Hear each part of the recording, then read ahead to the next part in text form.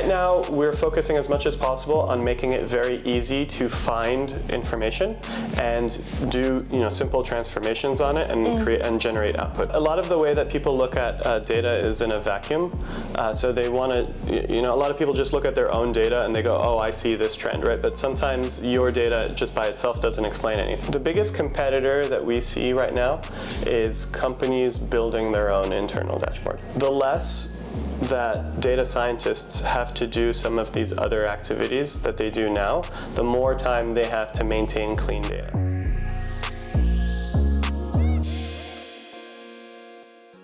Hello everyone, this is Meina, your crypto friend. Today, I'm thrilled to have Hallaba as my guest.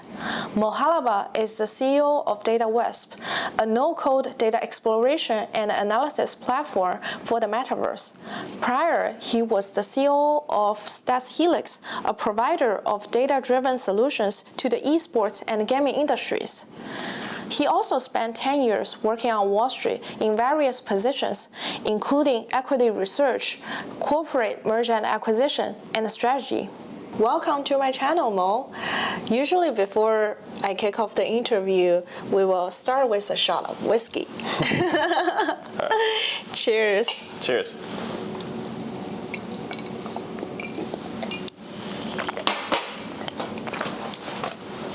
Can you please introduce yourself as well as Datawisp? Sure. So I'm Mo Hallaba. I'm the CEO of Datawisp. Datawisp is a data exploration and analysis platform for the Metaverse. It's completely no-code and visual. So we designed it for non-engineers to be able to work with data just as easily as engineers, and for engineers to have a platform that they're comfortable using just as much as code. Cool.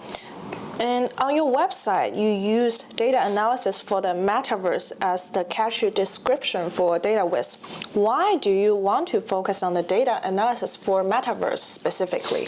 So Metaverse is a term that we picked because it encapsulates a lot of different industries. I think gaming, DeFi, a lot of other little things that support, it's like things like Solana or Unity, Unreal, etc. Metaverse companies in general are more interconnected than companies used to be in the past. They have to work with a lot of different data sources. They have a lot more people who work at these companies who care about data and need data in their regular everyday jobs, right? So we thought they have the problem more than other people have the problem. It's a good starting point for us. Is it fair to say that the reason why you used Metaverse is because it's a representation of a more diversified data sources and data types? Absolutely. So when you think of games how they used to be, when I was a kid, you had Super Mario 64, and you had a cartridge, and you just put it in the console, and that was it. There was nothing coming in from outside, nothing leaving. It was just completely, self-contained. Nowadays, when you look at some of the most cutting-edge games that are out there, especially some of the Web3 games, there's so many different moving parts. You can have a wallet that can store different NFTs. Those NFTs can unlock abilities in-game and different skins and things like that. So you need to be able to track that. You also want to know, what players are doing in the game, so you have information that comes out of Unity or Unreal and that you have to keep track of. But then there's the next step, right, which is, do people who buy this NFT enjoy the game more than people who don't buy this NFT? And then you have to be able to tie, the user and their wallet to what they're doing in the game to be able to filter certain kinds of game data by NFT data, etc. So the more data sources you have, the more complex the analysis becomes, especially for somebody who's not an engineer. And this is what we really focus on at Datawisp. For the identity association part, what are you currently using? Sorry? For the identity for different transactions? Like what kind of data analytics techniques are you using? So we don't necessarily collect any data or do that association. It's more for companies to bring in the data that they have. So what we'll do is, like, when we work with certain clients, we'll tell them, you need to keep a unique identifier to be able to tie wallets to player accounts in game, right? But it's kind of on them to build that infrastructure, and there's a lot of third-party tools out there that help with that kind of stuff. It's more they come to us once they have the different data sources, and they can plug them all into Datawisp and get done the analysis that they need to do. I understand. A lot of those metaverse companies or projects, they are in the very early stage. Yeah. So do you think this will impact the business growth of Datawisp? We actually like that they're early because the earlier that we get to talk to these people that are building certain projects, the better a shot we have at building from the beginning things that are useful to them and things that meet their needs. It also gives us an opportunity to educate them about data science and the importance of collecting clean, consistent data, because you know how it is in the early stages. Sometimes people just rig things up to make it work for the time being, and then they end up kind of stuck that way. And so that's long-term not good for business. There's a couple of clients that we work with, for example, they're really big companies that have been around for a while. And because they've been doing certain things wrong for a really long time, they just kind of have layers and layers of things to patch up the mistakes. And they never have time to go back and fix all these things. So it's very important to do it right from the beginning because it saves you a lot of time and money. And also, whatever tool you choose to work with, whether it's Datawisp or something else, if you're working with clean data from the beginning, it's always easier. Totally understand that perspective. So would you say working with Datawisp or utilizing the Datawisp tools actually help those early stage projects or companies to shape their directions in the future? I think so, because the reason that we created it, right, is because a lot of data scientists and engineering teams and things like that, they spend their time less so doing what they should be doing, which is collecting data or maintaining clean data or making sure the data is consistent and everything, and they spend a lot of time doing data requests for business people. So how many cars did we sell of this model last month, or how many users did we have and stuff. And so the more of that we can take off their plates and shift it to a business person or marketing person, community manager, etc., the more free time they have to do stuff that only they can do with their expertise, right? And so with some of the clients that we've worked with, they have very capable data scientists, right? Yep. that can do all these things, but they're just busy working on little requests. That means for basic or entry-level data analytics, that will be handled by the Datawisp. But for more advanced machine learning algorithms or customized solutions, that will be developed by the companies themselves. There's always going to be a data scientist or somebody who works at a company who's going to be able to do stuff more specifically tailored to the company than us, obviously, because we're just serving a SaaS product, right? So let's say you can do 98% of what you need to do with Datawisp. There's always going to be 2% that is best done by an engineer. What we want to do is to be able to give them all the tools that they need to have the time to do those things. And also another, we have features that we're planning that help engineers do those kinds of things. So for example, when you look into our product, there's all these blocks that transform data. Right now, we just have the blocks that we've provided. But in the future, engineers will be able to write their own blocks and save them for their teams to use, right? So if there's something that we overlooked that is very important for a customer, their engineers can make it happen for the rest of their team. And then that block basically becomes part of the platform, and everybody else on the team can use it without having to rewrite it from scratch. So in that way, we kind of enable them to focus on the harder to hit, more niche problems. We also have some planned functionality around machine learning and more advanced statistical modeling and things like that. Right now, the blocks that you have are pretty simplistic, so they just take lists and reorder them or aggregate them and things like that. But you could have, in theory, a block that takes certain variables and then gives you statistical information, or how are these variables correlated, or what gives you a regression model, things like that. That's all part of the plan for Datawisp. Yeah, that's very cool.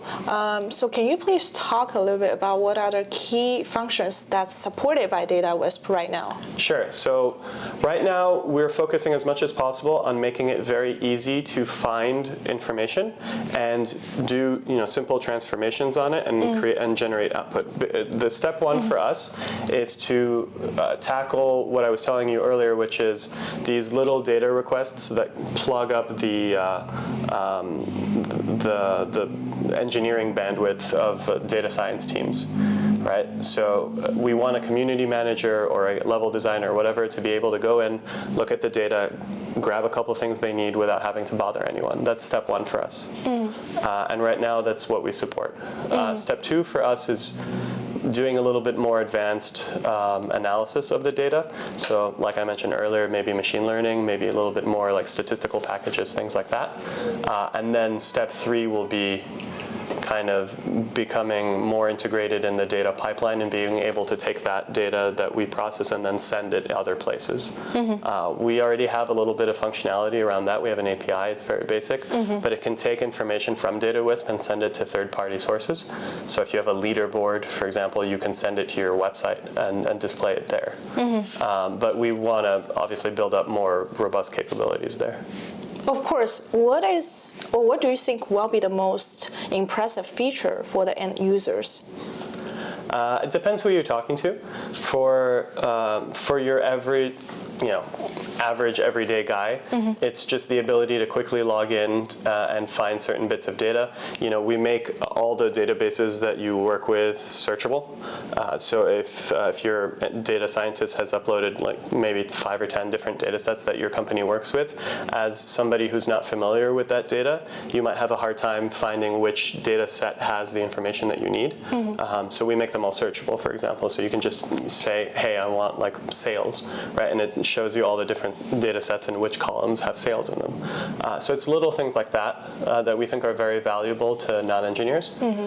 For engineers, it's just the ability to quickly be able to make something and share it with non-engineers in a language that they can understand, right? So rather than sending them a SQL query, you send them not a dashboard, but a worksheet that has the output, but also shows all the steps that it took to get to that output. And the steps are in English, so you can understand them as a non-engineer. Can you talk a little bit more about the future features that you are planning to? I know you mentioned about advanced analytics, machine learning models, or statistical tools. Yeah, sure. So one area where we really want to be able to improve is just the amount of third-party data that is used very often in conjunction with certain things. For example, if you have a game, right, and you want to know which people are monetizing, they're spending the most money in your game. Well, it could have to do with the people who are most engaged and stuff, but also rich people who have more money tend to monetize more. So what would be really important, for example, is if you could look at different, area or zip codes in the U.S. and you can see, what the average income is there, and you can see how that correlates to spending in your game. Being able to import these things and use them with your data is something that we want to make very easy. Right now, they have to go and they have to download that data separately, and they have to clean it, and they have to make it, in a format that works with their data, and then they have to do all these like VLOOKUPs and stuff in Excel. With Datawisp, we can preload some of that information. For example, average income by zip code, and then when they have a list of zip codes for their game, they can just join them using a natural join block in Datawisp, and they have that information ready to go in 2 clicks, right? So it's all about removing steps for the user, making them have to do one less transaction. One of the things that we've recently added is a list of Solana-based tokens and their US dollar trading price. A lot of companies that we work with have to use this data because they have data that refers to tokens, but they don't have the US dollar value. So they always have to go, coin market cap and download an Excel file and do all that stuff. So we just preload it into Datawisp, and then they can just pull it in and match those things. It's just one thing that we eliminate for them to make their job easier. You are talking mainly about the ease of preloading a lot of useful third-party data sources into the Datawisp platform, and then the users will be able to merge their data source with the data sources that's provided by Datawisp. Exactly, because there's a lot of the way that people look at data is in a vacuum. So they want to, a lot of people just look at their own data and they go, oh, I see this trend, right? But sometimes your data just by itself doesn't explain anything. Like we recently worked with a company that was trying to figure out what drives monetization in their game, and so we looked at all things like how often they play, or whether they play with their friends, or all sorts of things. And it turns out some of these things matter, but also, what area you live in, how much money you make, like these things also matter more, Yep. And so having access to that, being able to pull it in quickly and just do it, I think is very important. Yeah, a lot of times for data science, integrating all those different data sources or even identifying those primary data sources is very time consuming. And it takes a lot of experience for people to do that. Knowing where to go is important too. So like when I started working in banking, for example, when I knew I needed like certain employment figures or stuff from the Fed or whatever, I kind of had to know where everything was. But when you're new, you've just started, you don't necessarily know where all this stuff is. So if you're a new guy at a gaming company, for example, and you're doing a project and you're trying to figure out maybe some of the things that we're talking about, it might take you a while just to find all these data sets, and then you got to make sure you're pulling it from the right place and that it's up to date and etc. With Datawisp, we kind of take all of that out of the equation, so we put it there. It's always up to date. It's always from the right source. Yeah, for Datawisp, I think one of the potential product directions should be providing more insights, identifiable insights to the end users, and also utilize your internal data science resources to help those small projects and the company to grow in the right direction. We want it more so than doing it for them or providing dashboards that like do certain things. So we don't really believe in that, to be honest. It's more about teaching them that they need to care more about doing proper data science, and two, teaching them kind of the importance of spending time to do it, and then three, just making it easier for everyone to do it so it doesn't become a burden for any one person, So typically the reason it doesn't get done is because people don't have time, or they don't have expertise, or the person that does it has too much stuff to do already. We kind of try to eliminate all that, and so give people no excuses that they aren't using data more proactively. Yeah, I totally understand that. And for those larger clients versus those smaller clients, would you say you would customize some of the solutions for the larger clients? I think the larger you get, the more specific it is the stuff that they need, obviously, because they're very used to doing certain things a certain way. Obviously, with a product like ours, any time you start dealing with large enterprise type clients, there's always enterprise pricing and there's custom features and things like that. That's obviously part of what we do. Right now, we're just focused on making the core offering good for anyone who signs up to use it. Out of the gate, we're not super focused on landing Microsoft as a client, just because obviously we're still small and we're still growing. So yeah, understandable. Now let's talk about your product more in a technical perspective. So currently, where can the users import the data from? Can they import the data from cloud storage, or can they actually load the data from an API? So an API is coming. Right now, we support a couple of different types of data. So you can upload files, a few different file types. So forgive me if I missed some of the specific data types. My engineers put a lot of time into all of them, but I think we take Excel, CSV, we accept JSON files, and then you can connect databases, so like SQL, Postgres, MongoDB. We also take Google Sheets, so if you've got a Google Sheet, you just paste a URL in and it works. And then in terms of Web3 integrations, we support Solana currently, and you can pull program data off Solana. We're looking forward. We're looking at Polygon next, just because I think it makes a lot of sense. And then after that, our goal is to be integrated with most of the things that people use. We have on our roadmap to add more things. What we've been doing is just adding them as they become necessary. So whenever we meet somebody who needs a certain data source, we'll add it, because we know eventually we have to support everything. Got it. Does the data need to be cleaned before they upload to Datawisp? So they don't have to do anything differently for Datawisp than they would have to do for any other data analysis tool. Obviously, if you're working with very unclean data, it doesn't really work. There's some cleaning that has to be done. But for most types of data, especially not files, so if you're uploading Excel files, those are the only ones really where it kind of needs to be cleaned up, because everybody works with Excel differently. So if you don't put everything in cell A1 and have have your column names across the top and everything. Obviously, it doesn't work, but there's no program where you can just put in anything and it works, right? But once you get into the other data types, it just works, and you don't have to do anything. So things like with Solana, with SQL databases, et cetera, where there's already kind of a existing format, they don't have to do anything. And you mentioned that you are prioritizing the Solana data. Why did you choose to integrate with the Solana chain first? So we like Solana for a couple different reasons. One, the projects building on Solana, there's a lot of games, there's a lot of DeFi, there's a lot of really, I'm going to say not bullshit NFT projects. Not to say that all NFT projects are bullshit, but there's a lot of, for what we do, it's a kind of a B2B product that for people who really care about analytics and stats and things like that. And if you're doing a cool like profile picture community, that's cool, but that's not really what we're focused on, right? So Solana tends to have a lot of games and, like I said, DeFi companies, B2B companies, B2B clients for what we're building. And they mostly tend to care about stats and data and analytics more so than the average project, I think. Solana also has a really good ecosystem.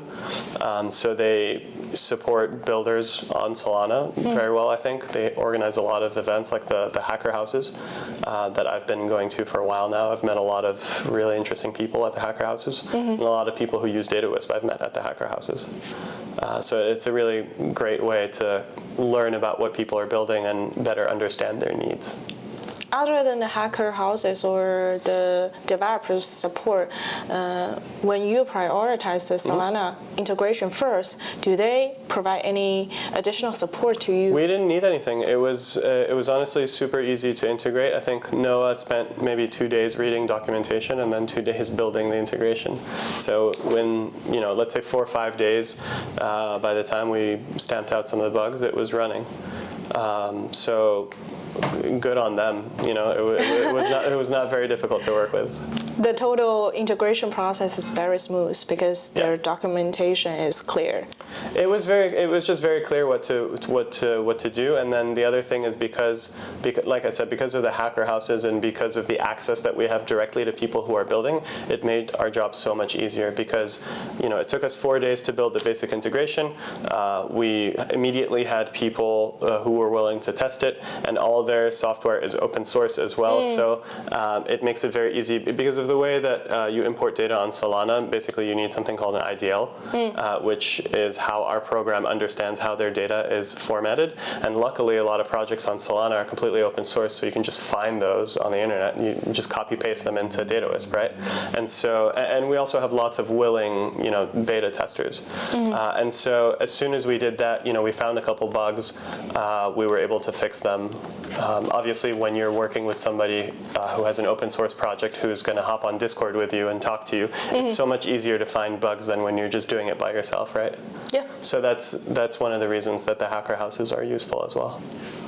And you mentioned that Solana has actually helped you to launch or find a lot of B2B customers because they are great at those. Other than the ecosystem support, how are you marketing Datawisp? How are you trying to identify the potential customers for Datawisp? So it's funny that you mentioned that because we actually just hired a guy to do marketing last week. So we're just getting started on the marketing front. Datawisp is in closed beta right now, but it's going to be in open beta very soon. And so anyone will be able to just go on our website and start using the product. As soon as we make that switch, we're going to start stepping up, obviously, marketing efforts. So it doesn't make sense to market something that's in closed beta. But now we're going to start reaching out more, posting stuff on social media, hopefully more interviews like this, and then just kind of reaching people where they are and educating them about what we do and how it can help their business, et cetera. Yeah, of course. And I think building a couple of success stories to promote your product will also be very useful. Yeah, so we've been very lucky in that in our closed beta, we've had the opportunity to work with a lot of different companies that are building radically different things. Companies like Laddercaster building an on-chain game, Sharky building a lending marketplace, Frost Giant Web2 game developer building a strategy game. So it's been very diverse, and everybody has their own needs and uses for the product. And so with every new company that we work with, it teaches us something about how to better address the needs of everyone. Now that we have talked a bit about your partners or your current clients, can you please talk about your biggest competitors right now? And then what are the differences between Datawisp and those competitors? What are the key advantages of Datawisp? Sure thing. So the biggest competitor that we see right now is companies building their own internal dashboard. And the reason I say that is not because there's no other companies out there that are doing analytics, and there's tons of them, right? There's Dune and Hello Moon and just a few others, right? But what I mean is the value that we think Datawisp provides is not pulling data off chain. It's not running a query. It's not these little things. It's tying all of your information together in one place and making it easy to use for anyone who's not an engineer, right? So some of the stuff that you can do with Datawisp, you can do with Dune, right? But with Dune, you need to know SQL, or and Dune only works with on-chain data. So if you have information that comes from somewhere else, you can't pull it into Dune. So you might be able to do a little bit with Dune, a little bit with Excel, a little bit with whatever. But the point of Datawisp is to replace all that, to just have one place where you can do everything. And it's not even exclusive. So if there's a very specific query that you want to run on Dune that you can't do in Datawisp, you can grab the results of that query and you can put it into Datawisp and make it work with the rest of your data, right? That's actually what we're doing for one company, because the stuff that they want we don't even support yet.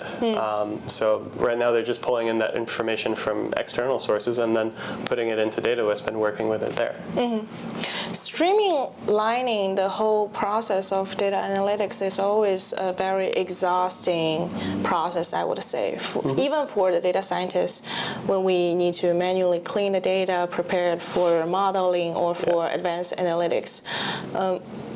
But usually cleaning the data takes 90% of time. So would you guys support your client customers to clean the data in the future? So it's indirectly, yes. The less that data scientists have to do some of these other activities that they do now, the more time they have to maintain clean data, right? So if, going back to my previous example, right, if I'm a marketing guy and I want to run a promotion and I want to know how many cars of a certain type were sold last month, right now I have to go bother a data scientist, and data scientist has to go and create a chart and come back to me, and that's all time that takes away from their ability to maintain clean data sets, to have proper data governance, etc. When Datawisp is able to help with that problem, we think teams will have more time to spend maintaining proper data and making sure that that doesn't become a problem at all. There's also other things that we are doing to help address that, right? So let's say data is not labeled clearly, right? Datawisp allows you to search to try to find where a certain piece of data might be, even if it's not super obvious from the name of the file, right? There could be a certain column that has information that you want. Datawisp, not right now, but in the future, is going to allow commenting on certain data sources. And so an engineer can comment on a data source after it's uploaded to Datawisp and say, hey guys, this is where you can find this kind of information. And then anybody who searches afterwards can find that bit of information. So we are doing some stuff to try to, like you said, address the issue of clean data, but largely that has to fall on the companies in the end. Yeah. Because there's only so much that we can do. Yeah, of course. How large is your current team right now? So we're right now 4 people full-time, and we have a couple of part-time, but we're expecting to grow pretty quickly. We just closed a round in March and hoping to close another one very soon, so I have a lot of positions that we're actively hiring for. What is the biggest hire, or what team do you plan to expand the most? So mostly on the engineering side. So we're looking for a couple of positions that can strengthen certain areas where we feel is important. So for example, we need to hire a dedicated front-end engineer. We also need somebody who is more experience working with databases. So very kind of specific positions that we want to bolster our expertise in. So Mo, I think we have covered all of the technical questions as well as business questions for Datawisp today. But before we wrap our conversation today, I would like to ask you something personal. Can you please share a fun fact about yourself to our audience? Sure. So fun fact. So I own, I think, 10 guitars. Wow, that's a lot. Might be 11, but I'm not sure exactly which. That can be my fun fact if you'd like. I don't know how many guitars I own right now. Okay, but why did you buy so many? It's really easy to buy them because each one is unique and calls out to you in a certain way. And so once you have the first one and you get a second one, you go, why do I need a second one? I already have one. But after 2 or 3, it becomes really easy to keep adding more. It's like a collection for clothes? I play all of them. It's more just like each one is slightly different. It's like having 10 different pairs of shoes. You don't wear the same pair of shoes every day, so it's like. Okay, that's interesting. I've never heard about that. Is it because of the sounding or the color? Some of them sound different. Some of them feel differently. Some of them are good for certain styles, and some of them are better for other kinds. So it's nice to have. And some of them are just pretty to look at, and I enjoy owning them. So for no reason. Do you perform in front of your friends or in the public? So I'm in 2 bands, actually, and we have performed. Actually, we haven't performed since COVID, so hopefully I'm trying to get back out there soon. Oh, yeah. Please let our audience know where you play, and then we will all go to your performance. So the last show was at the Delancey, but I'm not sure. We'll tweet about it next time there's a show. Yeah. I think this is definitely a great fun fact about a founder, because all the other founders talk about, they love traveling or blah blah, and you're the first one to say, I have 10 guitars. Yeah. First for everything. Yeah. Thank you for coming today, and I would say like this is one of my favorite podcasts, not only because I think Datawisp is a great product, but also because I have a data science background, so I get to ask you all the data science related questions. Yeah. And I do believe data science has a huge growth potential in the Web3 industry, even though right now it's still very early. You're right. You're absolutely right. I think a lot of people understand the importance of data science, and they know that in the future they're going to need to look at certain things, but they're just busy building, especially through the market that we're in now. Everybody's just focused. But I can't tell you how many times we've met people, and then 3 months later they come back and they say, hey, I remember this cool data tool that you had, we need it now, we're ready to use it. So for us, it's, like you said, about getting in early and making sure that whenever somebody needs something, that they know that we're there. Yeah. Wish you all the luck with Datawisp, and I hope you're gonna have a very successful future with it. Thank you very much for having me. Yep. Okay. Bye.